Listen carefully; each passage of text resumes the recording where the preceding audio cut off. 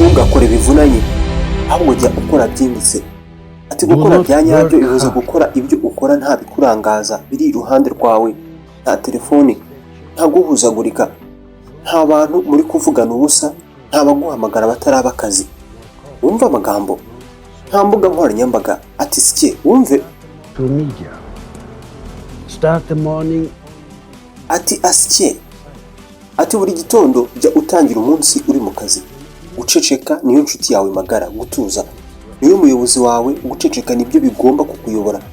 Ati ibigoryi byonyine ibyo byonyine bikora akazi kenshi kumwe usanga uri muri ibi, urabirangiza ugiye muri ibi. Abantu barenze bo ngo burya bafata igikorwa kimwe bakagikora byimbitse kikava mu nzira. Wowe utangira umunsi wawe gute? Bivuga ko hari amategeko 20 atavugwaho na benshi, nyamara ubundi yakagenza abagabo aho bava bakagera. Uko ngiye kuyagutondekera numva zo wayashyizeho nshobora kuba narya indimi. Gusa ukeneye amategeko igihe cyose witwa cyangwa se uzitwa umugabo. Turi mu cyumweru cya gatatu cy'ukwezi kwa kane, umwaka n'ibihumbi 2025. Reka uyu munsi nacyo tugisoze n'amagambo tugiye kwiga ariyo mategeko 20 nagenera abagabo. Aya ni amasomo y'ubuzima ku cyumweru no kwa mbere niho yakurikira. Ibuka ukore subscribe. Ngo burya niba uzi ko uri umugabo jya urinda ijambo ryawe. Ngo burya nutanga isezerano uzaryubahe.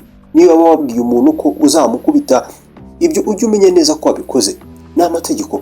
Ikindi ngo ubaha abagore, buri mugore muhuye jya umutwara n'icyubahiro ndetse n'ubumuntu.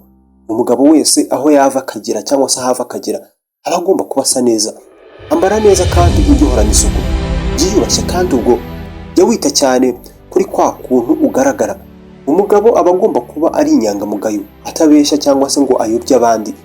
Agomba kubaha abantu cyangwa se agomba kubaha abakuru, akumva inama zabo ndetse n'impanuro. Niba ushaka mbega kujya utambuka abantu bakavuga bati cyakoze uriya muntu ni umugabo, kurikiza aya mategeko.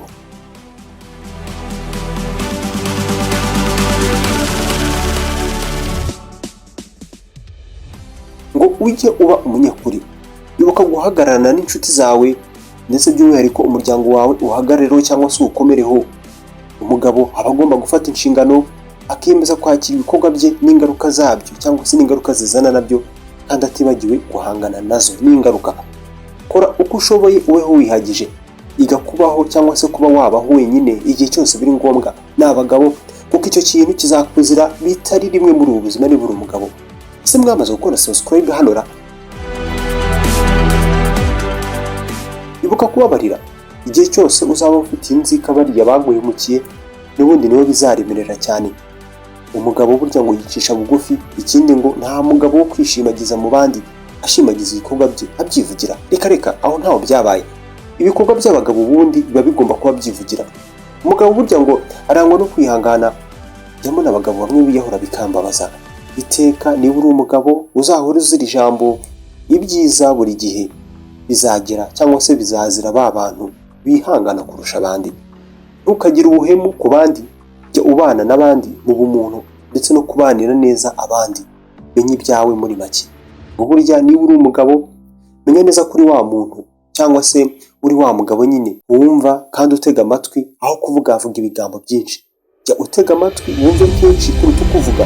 N'abagabo, umugabo aba agomba kuba azi kuvuga icyo ashaka kandi akakigeraho. Ugire icyizere kandi wizerere mu bushobozi bwawe. Izo ni indangagaciro z'abagabo bundi. Ngo burya niba uri umugabo ntugatakaze indangagaciro zawe. Jya ukora neza niyo nta muntu n'umwe waba uri kukureba. Igenzure kandi ugenzure ibikorwa byawe, kandi ngo uhange amaso za ntego zawe ushaka kugeraho. Iga kwishimira ibyo ufite ndetse n'abantu b'indahemuka kuri wowe ujye ubashimira. Nakubwiye ngo ni amategeko y'abagabo.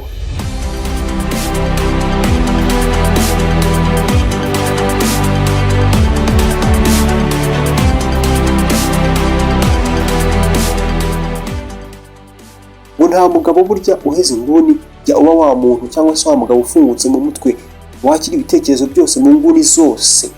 Abagabo nge numva ngo nta muntu wabahindura. Ibintu ngo ni ububwa. Ibyo dusorezaho, jya uhora wiga, ntuzigere uhagarika kwiyungura ubumenyi cyangwa se kwiteza imbere muri rusange. Tunyura ku isi rimwe ibyo ngibyo uzahora ubyibuka. Ubuzima tubamo buragoye kandi uko bugenda gucya burushaho gukomera no kuba amayobera akazi.